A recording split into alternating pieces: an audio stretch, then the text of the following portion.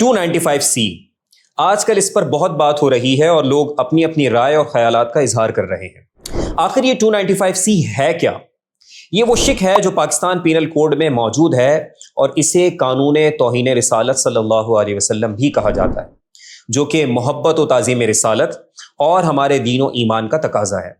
عالمی طاقتوں نے ابتدا سے ہی اسے براہ راست ختم کروانے کی کوششیں کی ہیں، جو کہ اب تک جاری ہیں، لیکن ملک پاکستان میں کچھ عرصے سے دیکھا جا رہا ہے کہ بعض بظاہر انٹلیکچوئلز اور سنجیدہ نظر آنے والے لوگ بھی اس قانون پر انڈائریکٹلی سافٹ اٹیک کر رہے ہیں، یہ کہتے ہوئے کہ اس قانون کا غلط استعمال ہوتا ہے تو یہ قانون ہونا ہی نہیں چاہیے۔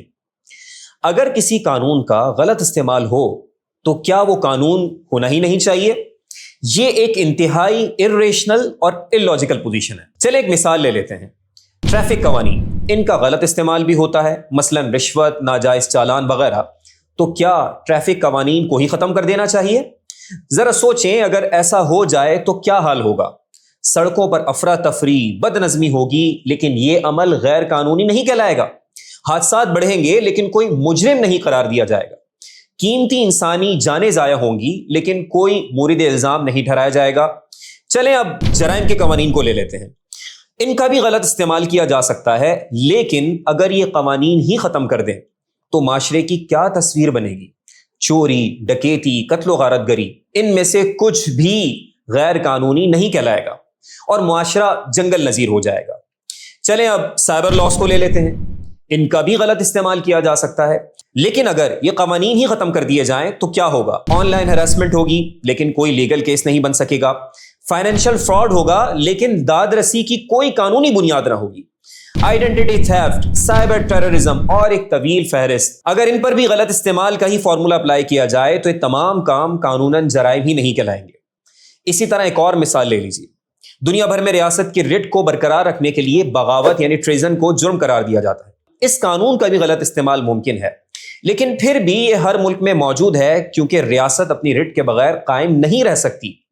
اگر اس قانون کو ہی ختم کر دیا جائے تو بغاوتیں شروع ہو جائیں گی، انارکی پھیلے گی۔ تو قانون دراصل وہ لکیر ہے جو ہر ایک کو اس کی حد بتاتی ہے، جیسا کہ کہا جاتا ہے کہ your freedom ends where my nose begins. رسول اللہ صلی اللہ علیہ وسلم کی اہانت کے خلاف ملک پاکستان میں بلاسفیمی لا 295C موجود ہے۔ اگر کوئی اس کا غلط استعمال کرے تو یہ قابل مذمت ہے اور یقیناً غلط استعمال کو روکا جانا چاہیے۔ عدلیہ اور متعلقہ اداروں کی ذمہ داری ہے، لیکن اس کا یہ مطلب نہیں کہ اس قانون کو ہی ختم کر دیا جائے، کیونکہ جس طرح باقی قوانین کو ختم کرنے کی صورت میں انارکی پھیلے گی، اسی طرح اگر قانون توہین رسالت صلی اللہ علیہ وسلم کو ختم کر دیا جائے تو انارکی، فتنہ و فساد پھیلے گا۔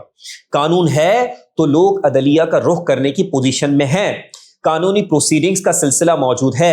اگر یہ نہ ہو تو آپ سوچیں کہ ہر کوئی اپنی عدالت لگا لے گا اور ہر کوئی اپنے فیصلے کرے گا۔ یہ بات میں اس لیے کہہ رہا ہوں کیونکہ جب کبھی کوئی ایسا واقعہ پیش آتا ہے تو بعض لوگ بلاسفیمی یا توہین رسالت صلی اللہ علیہ وسلم کو کنڈیم کرنے کے بجائے مستقل بنیادوں پر قانون توہین رسالت کو ڈسکس کرتے ہیں اور سافٹ اٹیک کرتے ہیں اور کہتے ہیں کہ دیکھیں جناب فلاں شخص پر الزام لگ گیا، دیکھیں اس پر بھی الزام لگ گیا، اس کی اتنی شہرت ہے، فلاں کی اتنی فالوئنگ ہے، وغیرہ وغیرہ۔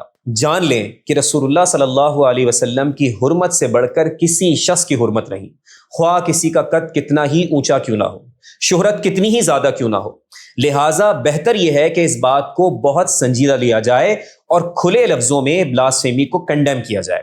یہی ہمارے آئین اور ایمان کا تقاضا ہے۔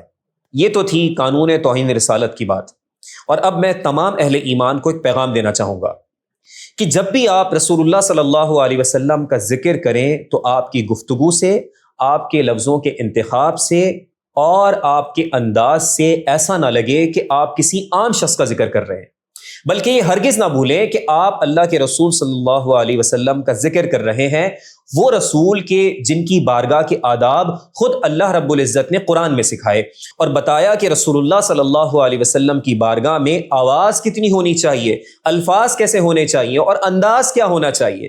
کوئی بھی ایسا ویسا لفظ شان رسالت میں استعمال کر کے پھر اس کے جواز میں ڈکشنریاں کھول کر نہ بتائیں۔ یاد رکھیں کہ ادب کا تعلق عرف سے ہوتا ہے، کانٹیکسٹ سے ہوتا ہے، لہٰذا ہر صورت میں رسول اللہ صلی اللہ علیہ وسلم کے معاملے میں غایت درجے کے ادب، احترام اور تقدس کو اپنے اوپر لازم کر لیں۔